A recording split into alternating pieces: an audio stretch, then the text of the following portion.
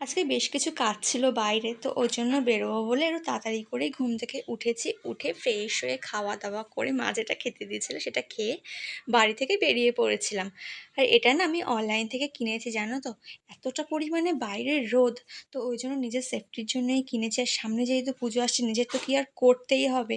পুজো আসুক আর না আসুক রোদের মধ্যে না বেরোনো যায় না একদম, তো ওই জন্যই কিনেছিলাম। তো ফার্স্টে তো বাড়ি থেকে বেরিয়ে ব্যাংকে গেছিলাম, ব্যাংকের কাজ পুরো মিটে গেছে। তো আবার যেখানে যাবো মানে নেক্সট যেখানে যাবো সেখানে যাবো বলে আমি অটোর লাইনে দাঁড়িয়েছিলাম অটো ধরবো বলে। হয়তো আমাকে অদ্ভুত লাগছে দেখতে, বাট কিছু করার নেই।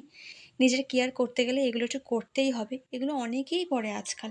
তো যাই হোক আমার আজকে বেশি দেরি হয়নি কাজগুলো করতে, সমস্ত কাজই একটু তাড়াতাড়িই হয়ে গেছিলো। তো তারপরে কাজ যখন মিটে গেছিলো আর আমি যেই কাজে যাই না সেখানে আমার স্কুলটা এরকম যেতে আসতে পরে আর আমি দেখি আর ভাবি, ইস! আবার যদি স্কুলে ভর্তি হয়ে যেতে পারতাম বেশ ভালোই হতো। মা আমাকে বেরোনোর সময় বলেছিল বারবার করে যে মনে করে কুলেখাড়া নিয়ে আসতে। তো কুলেখাড়া নেবো বলে এসেছিলাম, বাট কুলেখাড়া পাইনি। আর এটা একটা বিশাল মাছ বাজার জানো তো, মানে সব রকম মাছ তোমরা এখানে পেয়ে যাবে, খুব ফেমাস মাছ বাজারটার নাম। তো পরে তোমাদের সাথে বলবো কী নাম। তো আমি তারপরে বাড়িতে চলে এসেছিলাম, বাড়িতে এসে দেখছি মা বাড়িতে নেই। একটা কাস্টমার ডেকেছিল মাকে, তো মা কাস্টমারের বাড়িতেই গেছিলো।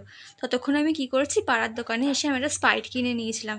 এতটা পরিমাণে রোদ কী বলবো, আমার না এত স্প্রাইটের মাজার তেষ্টা ছিল ওই জন্য কিনে নিয়েছি। তো তারপরে বাড়িতে এসে একেবারে স্নান করে খাওয়া দাওয়া করে না পুরো ঘুমিয়ে পড়েছিলাম। আজকে সিম্পল রান্না হয়েছিল মাছের ঝোল আর ভাত।